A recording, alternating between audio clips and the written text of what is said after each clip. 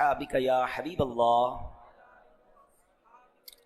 الصلاۃ والسلام علیک یا نبی اللہ،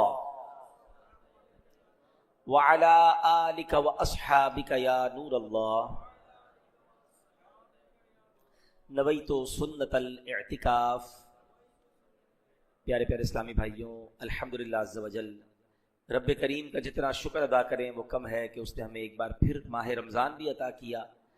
ماہ رمضان کی ہر گھڑی رحمت بھری ہے، مگر جب رمضان میں جمعہ آتا ہے تو یہ نور علی نور ہو جاتا ہے۔ حدیثوں میں آتا ہے، اس کا مضمون ہے کہ اللہ کریم ماہ رمضان میں روزانہ افطار کے وقت 10 لاکھ گناہ گاروں کو جہنم سے آزاد فرما دیتا ہے، مگر جب جمعے کا دن آتا ہے، یعنی جمعرات کی مغرب سے لے کر جمعے کی مغرب تک ہر لمحے 10 لاکھ گناہ گار جہنم سے آزاد کیے جاتے ہیں۔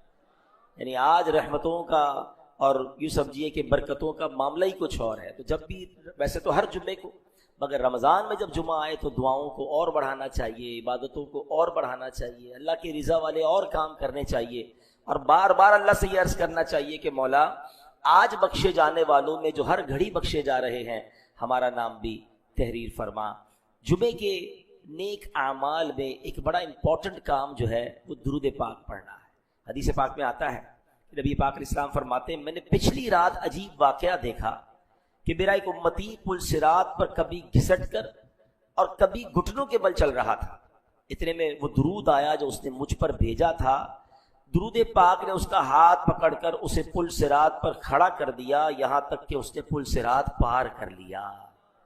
اللہ اکبر! کیا مطلب ہوا کہ درود پاک اسے پل صراط پار کروا کر جنت میں لے گیا۔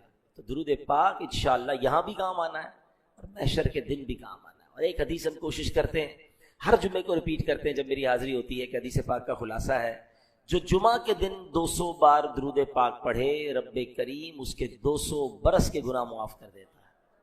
تو ہمیں جمعہ کے دن خاص طور پر درود پاک کی کثرت کرنی چاہیے، محبت میں بآواز بلند درود پاک پڑھ لیں۔ صلو علی الحبیب صلی اللہ تعالی علی محمد صلی اللہ علیہ وسلم۔ کچھ دنوں پرانی بات ہے، ہم گفتگو کر رہے تھے، ڈسکس کر رہے تھے کہ رمضان آنے والا ہے، رمضان آنے والا ہے، رمضان آئے گا تو یہ کریں گے، یہ نیکیاں کریں گے، انشاءاللہ روزے رکھیں گے، عبادت کریں گے۔ مگر رمضان آ بھی گیا اور آدھے سے زیادہ دیکھتے ہی دیکھتے گزر بھی گیا۔ اتنی تیزی سے یہ وقت گزر رہا ہے۔ ہم اللہ سے دعا کرتے ہیں کہ جن خوش نصیبوں کے روزے قبول کیے، جن کی تراویح قبول کی، جن کے صدقے قبول کیے، اللہ ان مقبولین کے صدقے ہماری بھی عبادتیں قبول فرما لے۔ اور اب جو دن رہ گئے، رب کریم شوق کے ساتھ، ذوق کے ساتھ ہمیں عبادتیں کرنے کی توفیق عطا فرمائے۔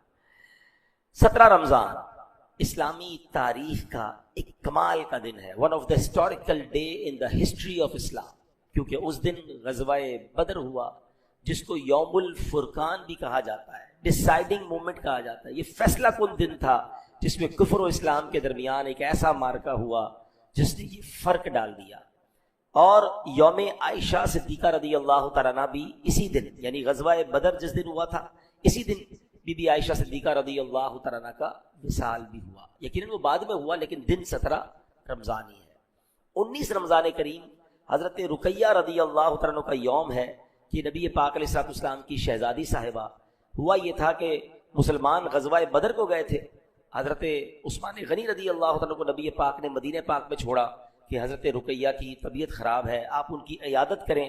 اور 2 دن بعد، 17 رمضان کے 2 دن بعد 19 رمضان کو، اللہ اکبر، جب مسلمان بدر کی فتح کی خبر لے کر مدینہ پاک پہنچے تو سیم ڈے یہ خبر ملی کہ حضرت رقیہ رضی اللہ تعالیٰ کا وصال ہو گیا ہے اور ان کی تدفین ہو رہی ہے۔ اسی طرح 21 رمضان مبارک مولا علی، مولا کائنات، شیر خدا رضی اللہ تعالیٰ کا یوم ہے۔ آپ مسلمانوں کے چوتھے خلیفہ ہیں، پیارے آقا علیہ السلام کی چچا زاد ہیں، حسنین کریمین کے ابو جان ہیں، بہت ہی اونچی شان والے صحابی ہیں۔ الحمدللہ ایسا لگتا ہے بچے بچے کو یہ حدیث ان کی فضیلت میں یاد ہے کہ نبی پاک نے فرمایا، من کنت مولاہ فعلی مولا، یا جس کا میں مولا ہوں اس کے علی بھی مولا ہے۔ اللہ کریم ان تمام مبارک ہستیوں کا فیضان ہمیں عطا فرمائے ان دنوں میں اصحاب بدر کے لیے، حضرت رقیہ کے لیے، حضرت عائشہ صدیقہ رضی اللہ تعالیٰ عنہ کے لیے، مولا علی شیر خدا کے لیے آپ نے خوب ایصال ثواب کرنا ہے، اور انشاءاللہ ان کی سیرت کو پڑھیں، ان کے واقعات کو پڑھیں، تاکہ ان کے فیوز و برکات سے ہم مالا مال ہوں۔ ہمارے گھر میں ہمارے بچوں کو نارملی پورے گھر والوں کی برتھ ڈے یاد ہوتی ہے، امی ابو کی اینیورسری ڈیٹ یاد ہوتی ہے، ہمیں پاکستان کا ڈے یاد ہوتا ہے، اور دنیا میں جو چیزیں یاد رکھنی ضروری نہیں ہے وہ بھی یاد ہوتی ہیں۔ میں نہیں بتا رہا کون کون سے ڈے لوگوں کو یاد ہیں اور ان ڈیز کے اندر کیا کیا خرافات ہوتی ہیں۔ ہمیں کم از کم جو اسلامی تاریخ کے بڑے واقعات ہیں اور اتنی بڑی بڑی ہستیاں ہیں، ان کی ڈیٹ آف برتھ، ان کی ڈیٹ آف جو وصال کا دن ہے وہ پتہ ہونا چاہیے، تاکہ ہمارے گھر میں کچھ 5 منٹ کا ہی ہم ذکر کر لیں کہ بیٹا آج مولا علی کا دن ہے، آج حضرت عائشہ کا ذکر ہوا، کبھی ذکر ہوا کہ آج بدر کا واقعہ ہوا۔ تو اس طرح یہ گھر میں ریممبرنس ہوتی رہے گی، کچھ نہ کچھ ذکر ہوتا رہے گا۔ کھانے پر بیٹھے تو ان کے لیے سب نے مل کر سورہ فاتحہ 3 بار، سورہ اخلاص پڑھ لی، اول آخر درود پڑھ لیا۔ تو یہ وہ چیزیں ہیں جو ریمائنڈر کال ہوتی ہیں، تو یہ ہمیں پتہ ہوگا تو ہم گھر میں دوستوں میں ڈسکس کریں گے نا، تو اس کو بھی ہمیں پڑھتے رہنا چاہیے۔ اللہ کریم ان تمام مبارک ہستیوں کی برکتیں ہم سب کو نصیب فرمائے۔ سورہ کوثر، سورہ کوثر کا تعارف، مقام نزول۔ علامہ علی بن محمد خازن رحمۃ اللہ تعالی علیہ فرماتے ہیں سورہ کوثر جمہور مفسرین کے نزدیک مکیہ ہے اور بعض مفسرین کے نزدیک مدنیہ ہے۔ آیات، کلمات اور حروف کی تعداد، اس صورت میں 1 رکوع، 3 آیتیں، 10 کلمے اور 42 حروف ہیں۔ کوثر نام رکھنے کی وجہ، کوثر سے دنیا اور آخرت کی بے شمار خوبیاں مراد ہیں، اور جنت کی ایک نہر کا نام بھی کوثر ہے۔ اس سورت کی پہلی آیت میں یہ لفظ موجود ہے، اس مناسبت سے اسے سورہ کوثر کہتے ہیں۔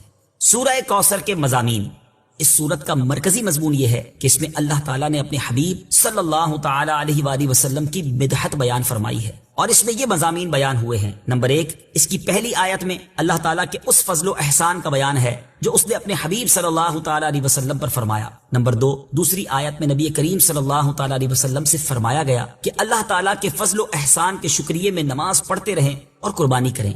نمبر 3، تیسری آیت میں فرمایا گیا کہ جو اللہ تعالیٰ کے حبیب صلی اللہ تعالی علیہ وآلہ وسلم کا دشمن ہے وہی ہر خیر سے محروم ہے۔ سورہ ماعون کے ساتھ مناسبت، سورہ کوثر کی اپنے سے ماقبل سورت ماعون کے ساتھ مناسبت یہ ہے کہ سورہ ماعون میں کافروں اور منافقوں کی جو صفات بیان کی گئیں ان کے مقابلے میں سید المرسلین صلی اللہ تعالی علیہ وآلہ وسلم کے اوصاف سورہ کوثر میں بیان کیے گئے۔ بسم اللہ الرحمن الرحیم۔ ترجمہ، اللہ کے نام سے شروع جو نہایت مہربان رحمت والا ہے۔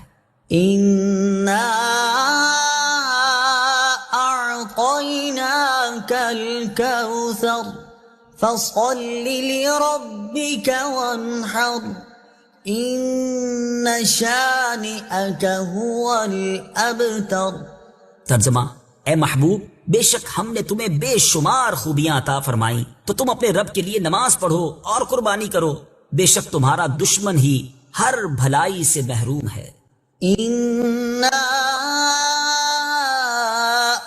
أعطيناك الكوثر، اے محبوب، بے شک ہم نے تمہیں بے شمار خوبیاں عطا فرمائیں۔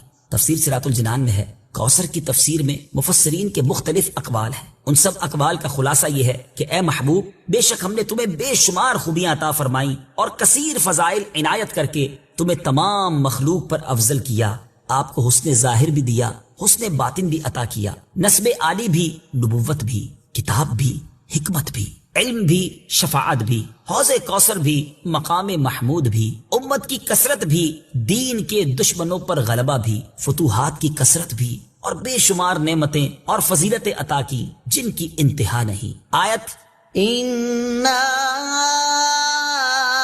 أَعْطَيْنَاكَ الْكَوْثَرَ سے حاصل ہونے والی معلومات، اس سے 5 باتیں معلوم ہوئی۔ نمبر 1، اللہ تعالیٰ نے اپنے حبیب صلی اللہ تعالی علیہ وآلہ وسلم کو کوثر عطا کر دی ہے، کیونکہ یہاں یہ نہیں فرمایا گیا کہ ہم آپ کو کوثر عطا کریں گے، بلکہ یہ فرمایا کہ بے شک ہم نے آپ کو کوثر عطا کر دی۔ نمبر 2، اللہ تعالیٰ کی اپنے حبیب صلی اللہ تعالی علیہ وآلہ وسلم پر یہ عطا ان کے نبی اور رسول ہونے کی وجہ سے نہیں، بلکہ آپ علیہ الصلوۃ والسلام کی ذات کی وجہ سے ہے، جو شان محبوبیت کی صورت ہے، کیونکہ یہاں یہ فرمایا أعطيناك،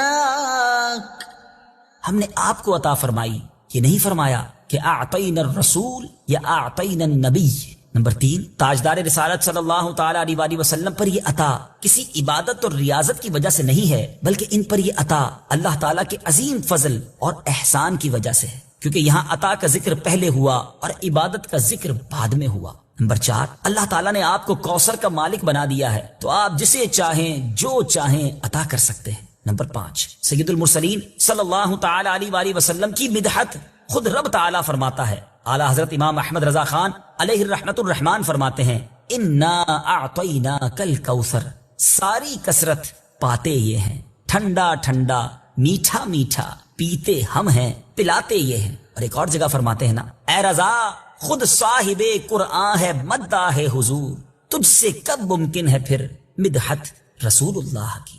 فصل لربك وانحر، تو تم اپنے رب کے لیے نماز پڑھو اور قربانی کرو۔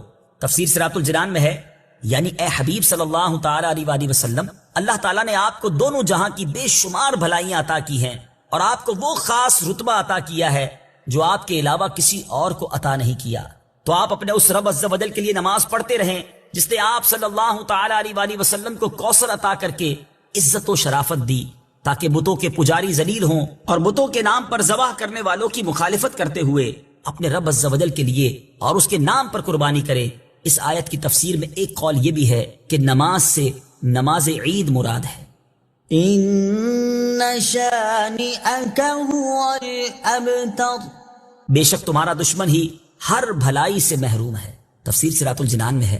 شان نزول، جب سید المرسلین صلی اللہ تعالی علیہ وآلہ وسلم کے فرزند حضرت قاسم کا وصال ہوا تو کفار نے آپ کو ابتر یعنی نسل ختم ہو جانے والا کہا، اور یہ کہا کہ اب ان کی نسل نہیں رہی، ان کے بعد اب ان کا ذکر بھی نہ رہے گا اور یہ سب چرچا ختم ہو جائے گا۔ اس پر یہ سورہ کریمہ نازل ہوئی اور اللہ تعالیٰ نے ان کفار کا بالغ رد فرمایا، اور اس آیت میں ارشاد فرمایا کہ اے حبیب صلی اللہ تعالی علیہ وآلہ وسلم، بے شک تمہارا دشمن ہی ہر بھلائی سے محروم ہے، نہ کہ آپ، کیونکہ آپ کا سلسلہ قیامت تک جاری رہے گا، آپ کی اولاد میں بھی کثرت ہوگی اور آپ کی پیروی کرنے والوں سے دنیا بھر جائے گی، آپ کا ذکر ممبروں پر بلند ہوگا، قیامت تک پیدا ہونے والے عالم اور واعظ اللہ تعالیٰ کے ذکر کے ساتھ آپ کا ذکر کرتے رہیں گے، اور آخرت میں آپ کے لیے وہ کچھ ہے جس کا کوئی وصف بیان ہی نہیں کر سکتا۔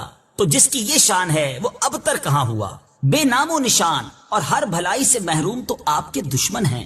اعلیٰ حضرت امام احمد رضا خان رحمت اللہ تعالی علیہ اس صورت کی تفسیر بیان کرتے ہوئے فرماتے ہیں، عاص بن وائل شقی نے جو صاحبزادہ سید المرسلین صلی اللہ تعالی علیہ وآلہ وسلم کے انتقال پرملال پر حضور کو ابتر یعنی نسل بریدہ کہا، حق تعالی نے فرمایا، انا اعطیناک الکوثر، بے شک ہم نے تمہیں خیر کثیر عطا فرمائی کہ اولاد سے نام چلنے کو تمہاری رفعت ذکر سے کیا نسبت، کروڑوں صاحب اولاد گزرے جن کا نام تک کوئی نہیں جانتا، اور تمہاری ثنا کا ڈنکا تو قیامت تک اکناف عالم اور اطراف جہاں میں بجے گا، اور تمہارے نام نامی کا خطبہ ہمیشہ ہمیشہ اطباق فلک آفاق زمین میں پڑھا جائے گا۔ پھر اولاد بھی تمہیں وہ نفیس و طیب عطا ہوگی جن کی بقا سے بقائے عالم مربوط رہے گی۔ اس کے سوا تمام مسلمان تمہارے بال بچے ہیں، اور تم سب مہربان ان کے لیے کوئی نہیں، بلکہ حقیقت کار کو نظر کیجئے تو تمام عالم تمہاری اولاد مانوی ہے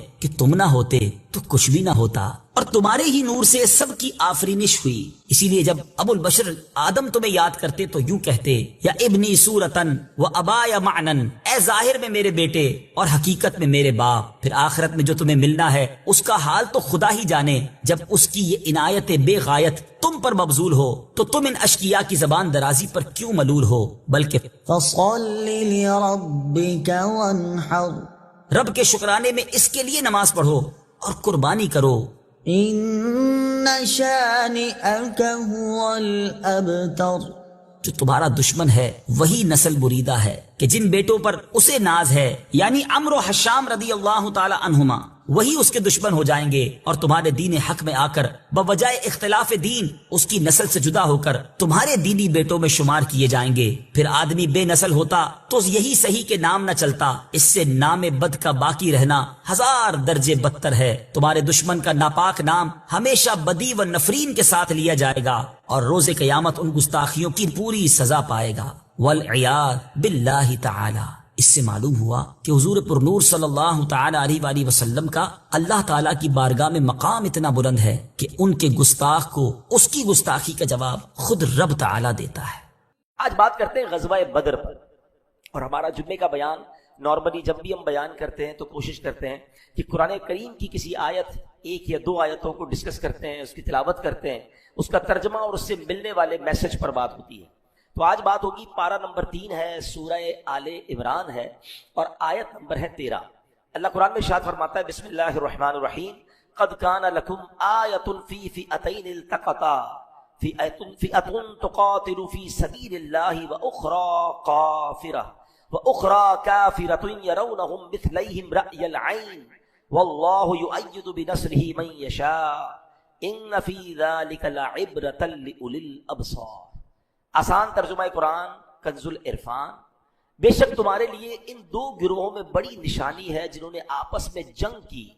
ان میں ایک گروہ تو اللہ کی راہ میں لڑ رہا تھا اور دوسرا گروہ کافروں کا تھا، جو کھلی آنکھوں سے مسلمانوں کو خود سے دگنا دیکھ رہے تھے، اور اللہ اپنی مدد کے ساتھ جس کو چاہتا ہے تائید فرماتا ہے۔ بے شک اس میں عقل مندوں کے لیے بڑی عبرت ہے۔ غزوہ بدر کی طرف اور جو اس میں اللہ کی مدد آئی اس کی طرف کیا خوبصورت اشارہ ہے، سبحان اللہ۔ اب آیت کریمہ کے ذرا مضامین کو ڈیٹیل میں سمجھتے ہیں۔ اللہ پاک نے فرمایا دو گروہ جو بدر کے میدان میں آمنے سامنے تھے، ان میں ایک گروہ اہل ایمان کا تھا، یہ سب صحابہ کرام علیہم رضوان تھے۔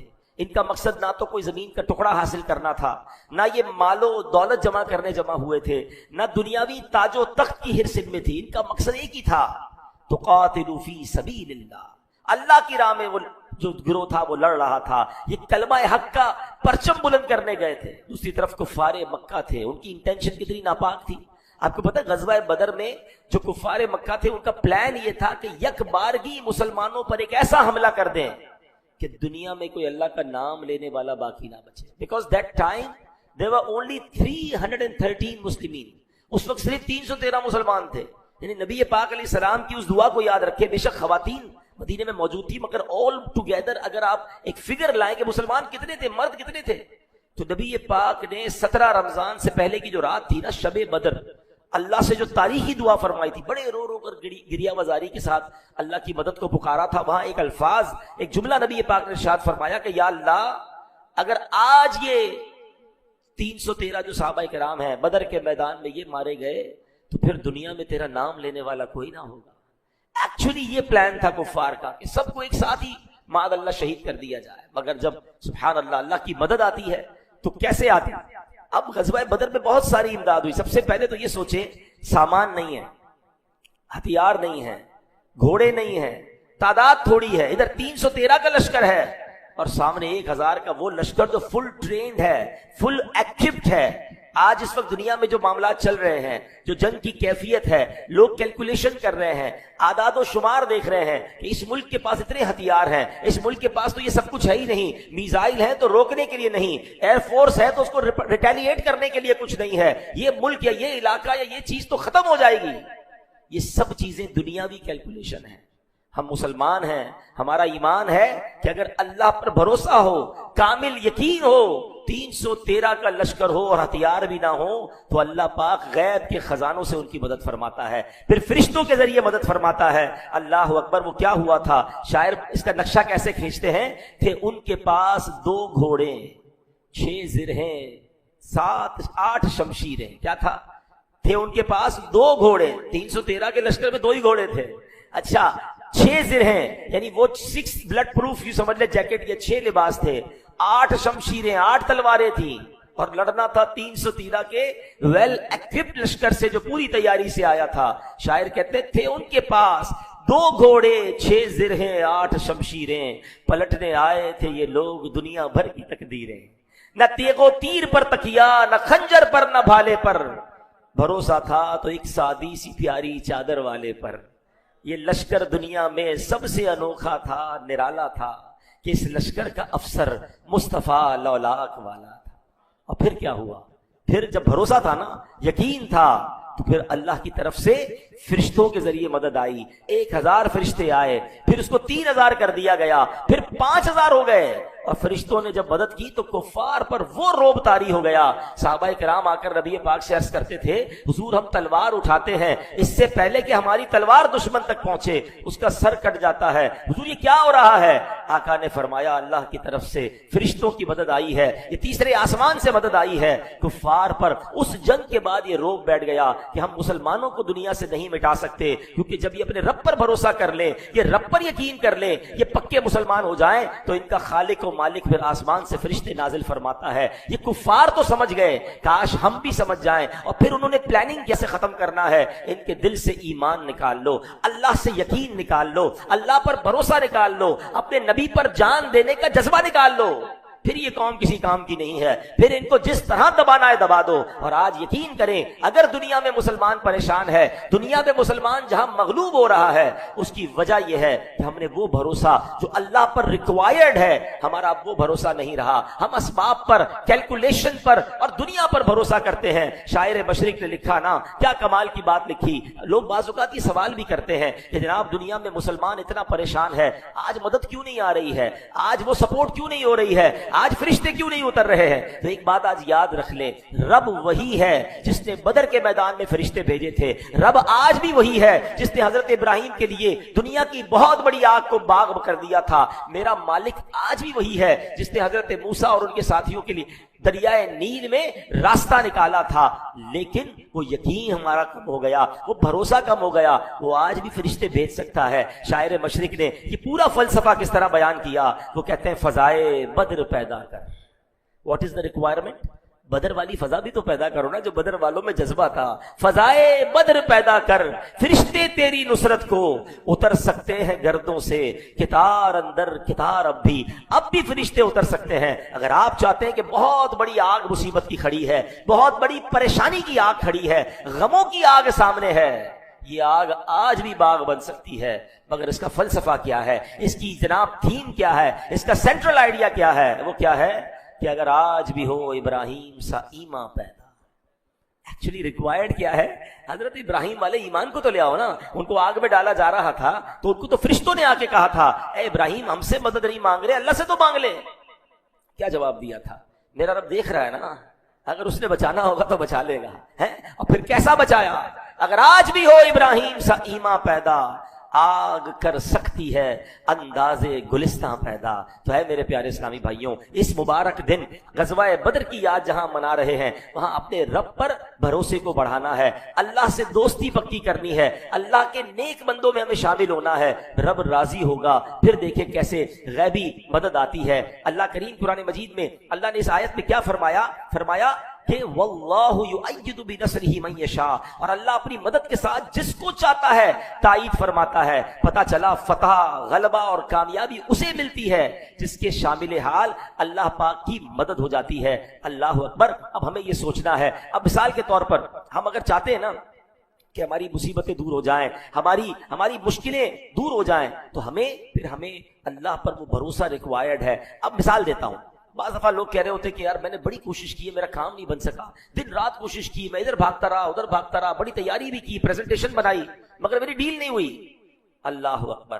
اب محنت اگر غلط سمجھ جا رہی ہو تو, اب مثال کے طور پہ ہمیں بھوک لگی ہے, ہم روٹی کھائیں تو کھانا بھوک مٹ جائے گی نا. اگر پتھر کھانا شروع کر دیں تو بھوک تو نہیں مٹے گی. بالکل اسی طرح کوئی مدینہ پاک جانا چاہتا ہے مگر افریقہ کی فلائٹ میں بیٹھ جائے تو وہاں تو نہیں پہنچے گا نا. بھائی آپ نے اسباب بھی تو پرفیکٹ اختیار کرنے کہ راستہ کیا ہے, وہ راستہ کون سا ہے جو کامیابی کا ہے. اب مثال کے طور پہ ہم سب چاہتے ہیں ہمارے معاشی حالت بہتر ہو جائے, ہمارے کاروبار میں برکت ہو جائے, لیکن محنت دن رات ہو رہی ہے مگر سودی کاروبار کے ساتھ ہو رہی ہے. محنت دن رات ہو رہی ہے مگر دھوکے کے ساتھ ہو رہی ہے, جھوٹ کے ساتھ ہو رہی ہے, لوگوں کو کسی طرح فراڈ کر کے پیسے کمانے ہیں, تو اس میں برکت تو نہیں آنی ہے. آپ کہہ رہے ہیں میں محنت بھی کر رہا ہوں نتیجہ نہیں آ رہا. اللہ اکبر. اللہ فرماتا ہے وَفِي السَّمَاءِ رِزْقُكُمْ, اور آسمان میں تمہارا رزق ہے. پتا چلا کہ رزق کا تعلق اللہ پاک کی تقدیر کے ساتھ ہے. رب کریم پر بھروسہ ہوا, اللہ سے مضبوط تعلق ہوا, اللہ پاک رزق عطا فرما دے گا. اور بظاہر مال میں کثرت بھی نہ ہوئی تو اللہ کم مال میں برکت ڈال دے گا. اے میرے پیارے اسلامی بھائیوں, مہنگائی کی رٹ تو لگائی ہے مگر رزق کہاں ڈھونڈ رہے ہیں. ایک بڑا پیارا واقعہ, ایک بار ایک صحابی رسول حضرت قیس رضی اللہ تعالیٰ بہت اللہ کی راہ میں خرچ کرتے تھے. اپنے لیے جو بھی کماتے تھے بچوں کے لیے نکال لیتے, تھوڑا بہت جو ضرورت ہوتی ہے اپنے گھر کے لیے, باقی خرچ کر دیتے. ان کے بھائی سمجھاتے بھائی یہ کیا کرتے ہو، اتنا خرچ، اتنا دین کی راہ میں، اتنا اللہ کی راہ میں. ایک دن شکایت لے کر پہنچ گئے نبی پاک کے پاس. کہ حضور ہمارے بھائی کی شکایت ہے. نبی پاک حضرت قیس کو بلایا. کہا کیا شکایت ہے؟ کہ حضور یہ بہت خرچ کرتے ہیں، جو مال کماتے ہیں تھوڑا بہت اپنے گھر والوں کے لیے رکھتے ہیں، باقی خرچ کر دیتے ہیں. پیارے آقا علیہ السلام نے ان سے پوچھا کیا کرتے ہو؟ تو وہ کہتا ہے حضور جو کچھ کماتا ہوں اپنا حصہ رکھ کر باقی راہ خدا میں بانٹ دیتا ہوں. پیارے آقا کو ان کا عمل اتنا پسند آیا، اس کے سینے پر ہاتھ مار کر 3 بار نبی پاک نے کیا فرمایا؟ انفق ينفق اللہ علیک، خرچ کر اللہ اور عطا فرمائے گا. انفقوا ينفق اللہ علیک، خرچ کر اللہ پاک اور عطا فرمائے گا. انفق ينفق اللہ علیک، خرچ کر اللہ پاک اور عطا فرمائے گا. اللہ کی راہ میں خرچ کرنا ایکچولی رزق تلاش کرنے کا طریقہ ہے، یہ اللہ اور عطا فرماتا ہے. ایک اور حدیث پاک ہے جس کا خلاصہ ہے، سبحان اللہ، کیا فرمایا نبی پاک علیہ السلام نے کہ گن گن کر خرچ نہ کرو، ہیں وہ رب کریم بھی تمہیں گن گن کر عطا فرمائے گا. ہم بعض اوقات کیا ہوتا ہے، نہیں بھائی اب زکات، اب تو یہ بھی پرابلم ہے کہ زکات بھی نہیں گن رہے. زکات کو تو گننا ہے، یعنی ایٹ لیسٹ حساب تو کریں نا کہ نکلتی کتنی ہے، اس کو بھی نہیں کیلکولیٹ کر رہے. پوری کیلکولیٹ کریں مگر اس کے بعد بھی دیں. اب مثال کے طور پہ مسجد میں کوئی اعلان ہوا، چلو یار سب سے چھوٹا نوٹ کون سا ہے، یار یہ دے دوں گا تو کم ہو جائیں گے. اللہ جب دینے میں نہیں روک رہا ہے، مجھے بتائیں نا کبھی ایسا ہوتا ہے بعض لوگ یا کاروباری لوگ بیٹھے، ہم ایک دن میں بعض اوقات پورے 1 مہینے کے پیسے بنا لیتے ہیں، مگر اس کے بعد ہم اپنی دکان اپنا آفس تو بند نہیں کرتے نا کہ یار ہو گیا. نہیں، وہ آنے دو، لیکن اللہ کی راہ میں دینے کی بات آئے، نہیں بھائی ہم نے رمضان میں دے دیا جو دینا تھا، اب اگلے سال آنا. مشورہ یہ ہے کہ اگر آپ اپنے رزق میں برکت چاہتے ہیں تو جس طرح اس نے دینے کا در کھولا ہوا ہے، آپ بھی اللہ کی راہ میں غریب لوگوں کی مدد میں یہ کام کرتے رہیں. زکات پوری نکل گئی اور بھی نکالیں، کیونکہ یہ وہ خرچ ہے جو بیسیکلی آپ کے لیے دوسرا رزق لے کر آنے والا ہے. تو اللہ کی مدد حاصل کرنے کے اور بھی طریقے ہیں. حدیث پاک میں بڑی، بلکہ قرآن پاک کی آیت ہے، کیا خوبصورت آیت ہے کہ اللہ کیا فرماتا ہے کہ جو اللہ کے دین کی مدد کرتا ہے، ان تنصروا اللہ ینصرکم، اگر تم اللہ کے دین کی مدد کرو گے اللہ تمہاری مدد کرے گا. مدد چاہیے، دین کی مدد کریں، دینداروں کی مدد کریں، مدرسے جو قرآن پڑھا رہے ہیں ان کی مدد کریں، وہ لوگ جو دین کی خدمت کر رہے ہیں ان کی مدد کریں، بلکہ خود پریکٹیکلی دین کا کام کرنا شروع کر دیں. اللہ فرماتا ہے تم دین کی مدد کرو اللہ تمہاری مدد کرے گا. ایک اور فارمولہ آخر میں دے دیتا ہوں، جس کو اللہ کی مدد چاہیے، سبحان اللہ، اللہ کے حبیب علیہ السلام فرماتے ہیں واللہ فی عون العبد ما کان العبد فی عون اخیہ، فرمایا جب تک بندہ اپنے مسلمان بھائی کی مدد کرتا رہتا ہے اللہ پاک اس کی مدد فرماتا رہتا ہے. میں نے جب یہ حدیث پڑھی نا میں نے سوچا یار یہ تو میں نبی پاک نے فارمولہ دے دیا ہے. میری جو پرابلم ہے یا آپ جس پرابلم میں اس وقت ہیں، بیمار ہیں، قرضے میں ہیں، روزگار کا مسئلہ ہے، فیملی ایشو ہے، واٹ ایور، آپ چاہتے ہیں میری مشکل دور ہو جائے. ہماری مشکل ہمارے ہاتھ میں نہیں ہے دور کرنا کس نے؟ اللہ نے ہے. مگر یہ چابی دے دی ہے کہ اگر اپنی ڈیفیکلٹی دور کرنا چاہتے ہو نا، کسی مسلمان کی ڈیفیکلٹی دور کر دو. آپ کسی کی پریشانی دور کریں اللہ آپ کی پریشانی دور کر دے گا. تو مثال کے طور پہ ہم میں سے جو جس پریشانی میں ہے نا، تھوڑی دیر کے لیے اس کو سائڈ پہ رکھیں، کیونکہ وہ تو میرے ہاتھ میں نہیں، میں ٹھیک نہیں کر سکتا، مگر میں کسی مسلمان کی پریشانی دور کرنے کی کوشش کروں. کوئی بیمار ہے اس کا علاج کرا دوں، کوئی غریب ہے اس کی مدد کر دوں، کسی کو نوکری چاہیے اس کے لیے کسی سے بات کر لوں، واٹ ایور. اچھا یہ بھی بعض اوقات ذہن میں خیال آتا ہے کہ یار یہ مصیبت دور کرنا، پریشانی دور کرنا تو کسی امیر آدمی کا کام ہے. ایسا نہیں ہے. ہم ہر پریشانی پیسے سے دور نہیں ہوتی. بعض اوقات دلاسا دے دینا، بعض اوقات سپورٹ کر دینا، بعض اوقات کسی جگہ چل کر ساتھ اس کا کام کروا دینا، بہت سارے طریقے ہیں کہ آپ کسی مسلمان کی پریشانی دور کر دیں. اپنی اپنی حیثیت کے مطابق کوشش کریں، آپ کسی کی پریشانی دور کریں اللہ آپ کی پریشانی دور کر دے گا. رب کریم سے دعا ہے، جمعہ کا دن ہے، مبارک گھڑیاں ہیں، قبولیت کے لمحات ہیں. میرے مولا ان مبارک گھڑیوں میں ہم سب کی مغفرت فرما، ہم سب کی مشکلوں کو آسان فرما. اے اللہ بدر میں تو نے فرشتوں کے ذریعے مدد فرمائی، اے کریم آج مسلمان تیری مدد کے امید میں بیٹھے ہیں. پوری دنیا میں مسلمانوں پر ایک خوف طاری ہے، اے اللہ دشمن انہیں مٹانے کے در پہ ہے. اے بدر کے میدان میں مسلمانوں کی فرشتوں کے ذریعے مدد کرنے والے، آج پھر تیری مدد کی حاجت ہے. مسلمانوں کی غیب سے مدد فرما. الحمدللہ دعوت اسلامی کے ذریعے ہمیں ایسی پیاری باتیں سیکھنے کو ملتی ہیں. آپ آج ہم نے سنا بھی، جو اللہ کے دین کی مدد کرتا ہے اللہ اس کی مدد کرتا ہے. دعوت اسلامی دین کا پیغام پوری دنیا میں، اللہ رسول کی بات پوری دنیا میں پہنچا رہی ہے. ہزاروں مدارس اور جامعات کے ذریعے، لاکھوں طلباء کو فری پڑھانے کے ذریعے. الحمدللہ ہماری اس مسجد کی برکت سے جو اس علاقے والوں کو فیضان مل رہا ہے وہ آپ کے سامنے ہے. جمعہ کی نماز ہو، بڑی راتیں ہوں، تاک راتیں ہوں، یہ جو بھی ماشاءاللہ یہاں پر ایکٹیویٹیز ہیں آپ دیکھ رہے ہیں، یہ ایک مسجد بنانے کے بعد اتنا کچھ ہمیں مل رہا ہے. آپ کو جان کر خوشی ہوگی کہ دعوت اسلامی دنیا بھر میں 7,000 سے زیادہ مسجدیں بنا چکی ہے. تو آپ سوچیں کہ کتنا بڑا نیٹ ورک ہے. تو اتنے بڑے دین کے کام میں ہمیں ضرور ساتھ دینا چاہیے. تو اپنی زکوٰۃ میں، اپنی ڈونیشن میں، اپنے فطرے میں اپنی دعوت اسلامی کو ضرور یاد رکھیں. رب کریم